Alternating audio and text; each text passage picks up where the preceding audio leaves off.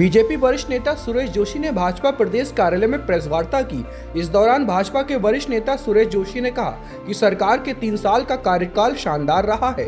युवा मुख्यमंत्री के नेतृत्व में प्रदेश में विकास तेजी से हो रहा है। ऋषिकेश से कर्णप्रयाग रेल मार्ग, पहाड़ों में हेली सेवा जैसे अद्भुत कार्य इस दौरान हुए हैं। साथ ही उन्होंने कहा कि अवैध तरीके से गलत कार्यों को किसी भी तरीके से बर्दाश्त नहीं किया जा रहा है, जो कि धामी सरकार का संकल्प है। हर सेक्टर में आज तेजी से विकास हो रहा है।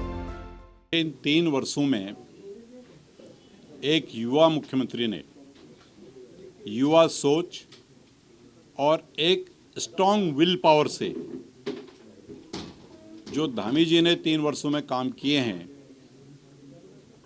उसको उत्तराखंड के लिए मैं ये कह सकता हूँ कि एक मील का पत्थर साबित होगा। हमने जो हमारा उत्तराखंड सबसे प्यारा, सबसे न्यारा उत्तराखंड है, उस उत्तराखंड में जो देवभूमि के नाम से जाना जाता है, देवभूमि के स्वरूप को बरकरार रखने के लिए जो सारे काम करने चाहिए थे, चाहे हमारा जो यहाँ का अध्यात्म है, हमारे ऋषि मुनियों की जो ये तपस्थली है, उसको अधिक से अधिक लोग यहाँ पर कैसे आएं, कैसे उत्तराखंड को समझें, उसके लिए मुख्यमंत्री जी ने जहाँ एक और रोड कनेक्टिविटी, एयर कनेक्टिविटी और रेलवे कनेक्टिविटी भारत सरकार के साथ मिलकर के उस पर एक बड़ा प्रयास किया है, उसके साथ साथ ही एक नई टेक्निक से रोपवे, अभी जो केदारनाथ जी का, हेमकुंड साहिब का, मसूरी का, पुण्यागिरी का, यमुनोत्री का, ये तमाम जो रोपवे बन रहे हैं, ये भी उत्तराखंड के पर्यटन की दृष्टि से एक मील का पत्थर साबित होंगे। और इस उत्तराखंड के स्वरूप को यथावत रखने के लिए यूसीसी जैसा महत्वपूर्ण बिल धामी जी उत्तराखंड में लाए हैं। और दूसरा, जो ये एक युवा प्रदेश है, यहाँ सबसे ज़्यादा संख्या में युवा हैं, तो एक युवा मुख्यमंत्री भी है।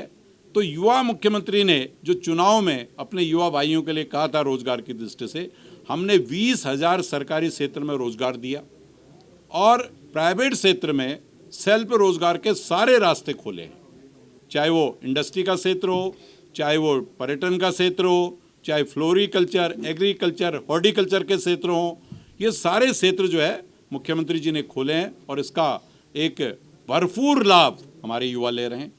हमारे जनता की बहुत दिनों से मांग थी कि भू कानून, एक सशक्त भू कानून आना चाहिए।